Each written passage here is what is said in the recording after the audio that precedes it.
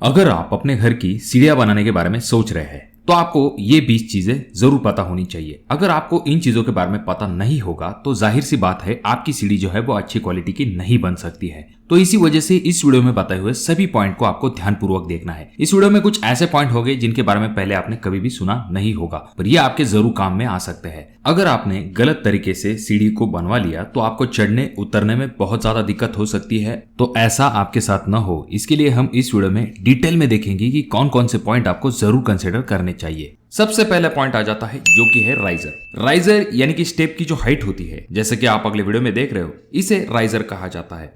Generally होता यह है कि अगर आपके यहाँ पर जगह कम है और आप वहां पर जीना बनाने को जाते हो तो ऐसे वक्त में लोग जो है राइजर की हाइट बहुत ज्यादा बढ़ा देते हैं। पर आपको ये चीज जरूर ध्यान में रखनी चाहिए कि ये जो राइजर है इसकी हाइट आपको 6 से लेकर 7 इंच तक रखनी है। उससे जितनी ज्यादा अगर आप हाइट रखते जाएंगे उतना आपको चढ़ने में बहुत ज्यादा दिक्कत होती है। जैसे कि आपने कुछ जगह पर देखा होगा, अगर स्टेप की हाइट बहुत ज्यादा है तो 4-5 सीढ़ी चढ़ने के बाद ही आपको थोड़ा सा अनकंफर्टेबल महसूस होने लगता है। अब बात करते हैं अगले पॉइंट की, जिसे कि ट्रेड कहा जाता है। यानी कि स्टेप का जो ऊपरी हिस्सा है जहां पर आप अपना पैर रखते हो उसे ट्रेड कहा जाता है। तो इस ट्रेड का साइज क्या होना चाहिए? तो 10 से लेकर 12 इंच तक होना चाहिए, जिससे कि आपका पैर जो है आराम के साथ उस ट्रेड पर आ सके। अब इसका क्या कारण होता है? अगर आपका ट्रेड थोड़ा सा साइज में कम है, ऐसे वक्त में आपका पैर जो है कॉर्नर पे आ सकता है और जिसकी वजह से आपका पैर जो है फिसल सकता है। तो इस वजह से ट्रेड की जो साइज होगी वो आपको 10 से लेकर 12 इंच तक रखनी चाहिए, जो कि एक कंफर्टेबल साइज होती है। देखिए दोस्तों, ये जो राइजर की हाइट होती है अक्सर लोग इसीलिए बढ़ा देते हैं क्योंकि उनके पास जगह कम होती है। ऐसे वक्त में वो राइजर की हाइट बहुत ज्यादा बढ़ा देते हैं। आगे चल के मैं आपको ऐसी भी ट्रिक बताऊंगा जिससे कि आपको राइजर की हाइट बहुत ज्यादा बढ़ाने की जरूरत नहीं पड़ती है। अब अगर आपका जीना जो है उसका एंगल बहुत ज्यादा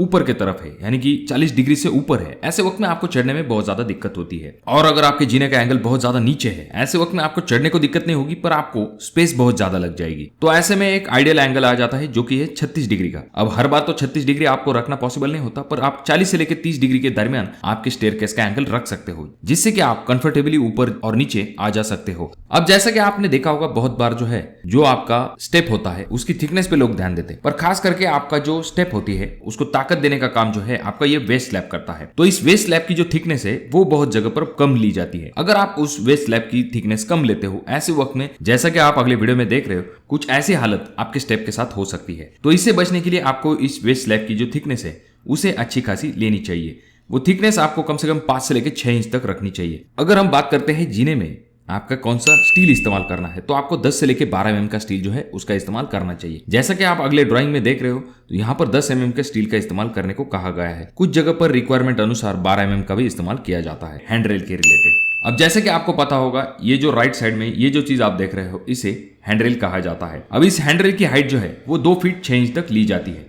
अब इसका क्या कारण होता है? क्योंकि आसानी से आप इसे पकड़ सको और इसका सपोर्ट लेते हुए कोई भी व्यक्ति जो है ऊपर चढ़ सके, तो इस वजह से इसकी हाइट जो है 2 फीट 6 इंच तक ली जाती है। और खास करके इस हैंडरेल को राइट साइड में प्रोवाइड किया जाता है, जिससे कि आप अगर गलती से कभी जीने से फिसल जाते हो, ऐसे वक्त में आप जो है जल्द से जल्द जो है इस हैंडरेल को पकड़ सको। अगला पॉइंट आ जाता है जो कि है डायरेक्शन के रिलेटेड। अब बहुत सारे लोगों को यह सवाल आता है कि हमें जीना किस डायरेक्शन में रखना चाहिए, यानी कि क्लॉकवाइज डायरेक्शन में या फिर एंटी क्लॉक डायरेक्शन में। अब बहुत बार यह देखा जाता है कि डायरेक्शन जो है वो खास करके रेकमेंड की जाती है क्लॉकवाइज डायरेक्शन। इसका सिंपल रीजन ये होता है, अगर आपकी स्टेयरकेस क्लॉकवाइज डायरेक्शन में है, ऐसे वक्त में आपकी हैंड रेलिंग जो है आपके राइट साइड में आती है, जिसका सपोर्ट लेके आपको ऊपर चढ़ने में आसानी होती है। तो ये एक मुख्य कारण होता है जिसकी वजह से स्टेयरकेस को क्लॉकवाइज डायरेक्शन में लिया जाता है। बीच में ये जो पोर्शन आप देख रहे हैं इसे मिड लैंडिंग कहा जाता है। अब इस मिड लैंडिंग को देने के मेनली 2 रीजन होते हैं। सबसे पहली चीज तो ये होती है कि डायरेक्शन चेंज करने के लिए आपको इस मिड लैंडिंग का इस्तेमाल होता है। अब अगर हम बात करते हैं दूसरे पर्पज की,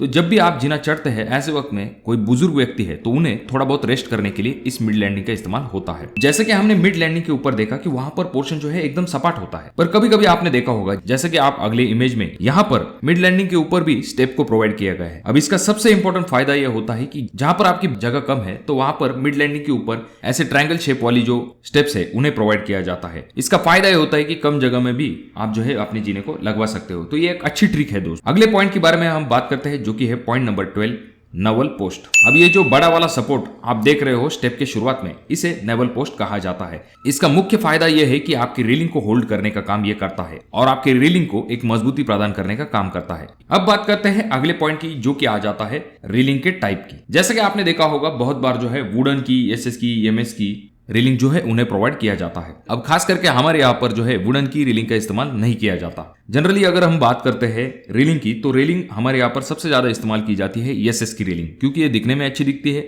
जंग की भी इसके साथ कोई दिक्कत नहीं। अगर तो ये चीज जरूर ध्यान में रखिए, जब भी आप जीना बनाते हैं तो M20 ग्रेड से कम का कंक्रीट आपको इस्तेमाल नहीं करना है। चलिए हम बात करते हैं अगले पॉइंट की, जो कि आ जाता है विड्थ ऑफ स्टेप। अब यहां पर जैसे कि आपको पता होगा, जनरल जो घर होते हैं उनमें जो विड्थ होती है स्टेप की, वो 3 फीट से लेके 3.5 फीट तक होती है। अब अगर आपके यहाँ पर जगह बहुत ही ज्यादा कम है और आपको कम जगह में जीना बनवाना है, ऐसे वक्त में 2 फीट 6 इंच आप जगह ले सकते हैं।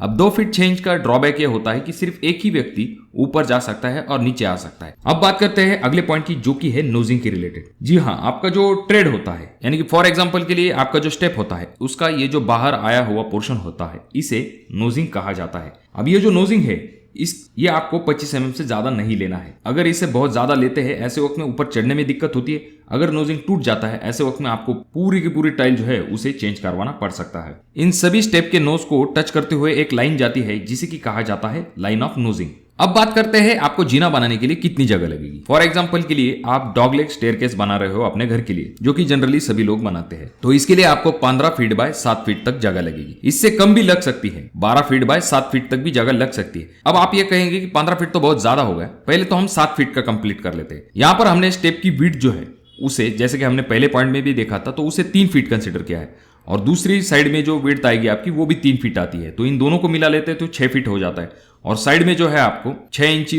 ब्रिक वर्क आता है दोनों साइड में, तो उन दोनों को अगर हम मिला लेते हैं तो 7 फीट तक जो है आपको डिस्टेंस चाहिए। अगर हम बात करते हैं 15 फीट के साइड की, जो कि आपकी ये वाली साइड आती है, तो यहां पर आपकी पहले तो मिड लैंडिंग जाती है 3 फीट तक की, उसके बाद में आपके स्टेप्स आते हैं, और उसके बाद में आगे का पोर्शन लिया गया है जो कि है ओपन स्पेस के लिए। अब ये जो ओपन स्पेस है, ऐसा नहीं कि ये सिर्फ आपके स्टेप के लिए इस्तेमाल किया जाता है। यहां से आप दूसरी रूम के तरफ जाने के लिए एंट्री भी बना सकते हो, जैसे कि आप यहां पर देख रहे हो, पर इस जगह को आपको कंसीडर करना बहुत ज्यादा जरूरी है। तो ये चीज आ जाती है, यानी कि 7 फीट बाय 12 फीट में भी आप अपने जीने को बनवा सकते हो।